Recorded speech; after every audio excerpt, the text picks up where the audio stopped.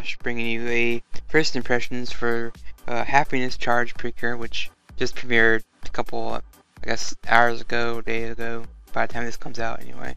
And yeah, to start off, I guess start the whole thing, this is the 10th anniversary of Precure, so it's been around for 10 years, and that's pretty amazing that this series has such a fan base that they can keep coming out with these series, and they keep doing new things and trying different ways of presenting a fun kids show about magical girls that it's fun. I mean, I don't know, I just like it. It's interesting stuff. And for now, to start off, is just you get a fresh opening, fresh ending. Everything's brand new. And with the Precure, usually first episodes are kind of like a hint towards what things are going to be like with the series, and you get a peek into some of the characters, how they act, and eventually how they become the Precures. For me, it's always the most interesting part, even though it's typical monster attack, oh, I gotta save my friend, and she becomes a Precure. But in this one, we have first time I know in my memory of the series that the world, and in this world, knows about the Precure. In the past, we didn't have that much of the series, and they're just they kind of don't have a presence in the world, so no one really knows about them. But in this I guess version, they are famous and everyone knows them and knows what the Precure are. And we also have the presence of the bad guys in the real world.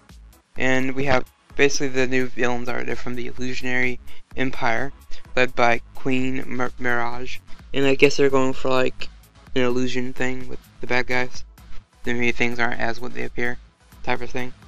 And we actually have the evil team, they're corrupting the world slowly. We see buildings and stuff with things on it, I guess a growth of something, like a candy, or just weird things that don't fit in our world. So the enemy actually has a base on Earth, and it looks like through fights and stuff they are slowly gaining, I guess, taking over the world. And it shows you maybe that the Precure in this universe are struggling, they're not doing so well. So they need help, they lack members. So it's kind of neat seeing that everyone knows that the enemy are there, and they're aware of this, and it's kind of neat to see that.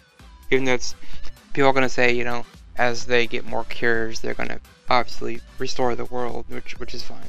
I can see that, but it was just neat seeing that visually affecting the world.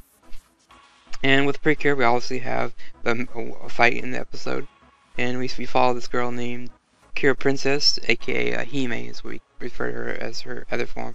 She's basically she's the princess of the Blue Sky Kingdom, and that's the good guy side, I guess you could call him.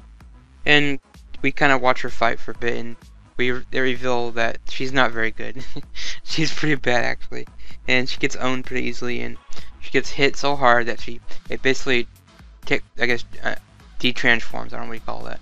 She kind of loses her power for a minute, and another girl named Cure Fortune pops up and saves her and purifies the monster and kind of just saves the day. And I guess Cure Princess kind of says something to her that thanks for the help, and I guess Cure Fortune kind of bites her head off I didn't do it for you, I'm just doing my job. And I guess something like that lines. But in my experience, most of the purple Precure are kind of standoffish. They're not very open to helping people, and they rather do it themselves. As we saw in Doki Doki with Makoto as Cure Sword. She was kind of the same. The rebel wanted to do it herself. And after we get the introduction with those two characters, we meet technically the main, the pink hair girl, Megami. And she's, like I said, the leader. Pink's usually the leader in this series. And she's very helpful, like Mana from Doki Doki and Miyuki from Smile Precure, in a way that she sees someone struggling with something and she offers to help.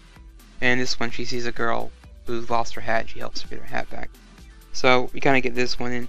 In this world, she idolizes the Precure. She's this girl, Megami, is just very excited about Precure, and she's even had a song about him. It's kind of fun to watch that. And she's kind of a scatterbrain, I guess you would say. She's not all there, and she's just goofing around most of the time, in my opinion. But that's fine.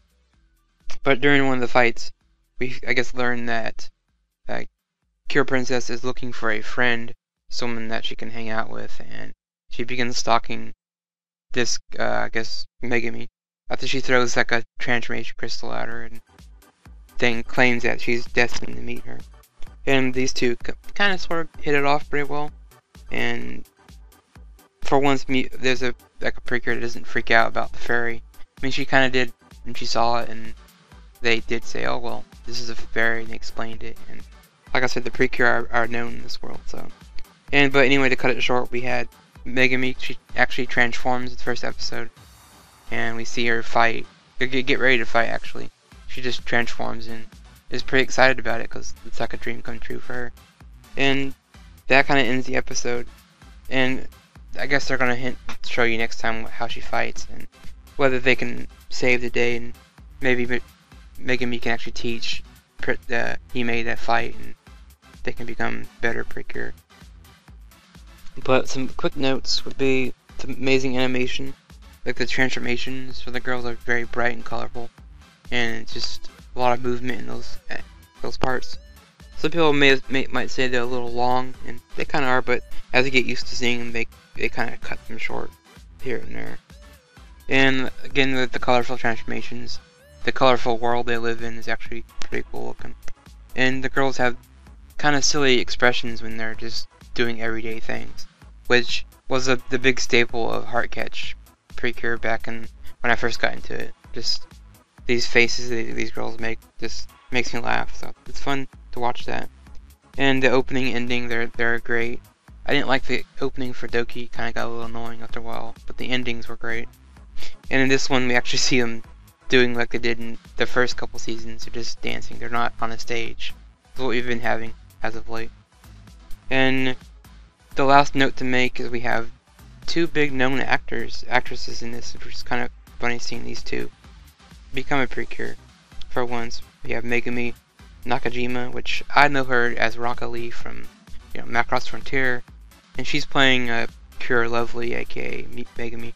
And I thought it was funny they actually used her name and her actor name, kind of. I don't know if that was done on purpose or they just did that just to make it easier on her. And then we had the second girl. She was Haruka Tomatatsu, and she's Cure Fortune, aka the purple-haired girl.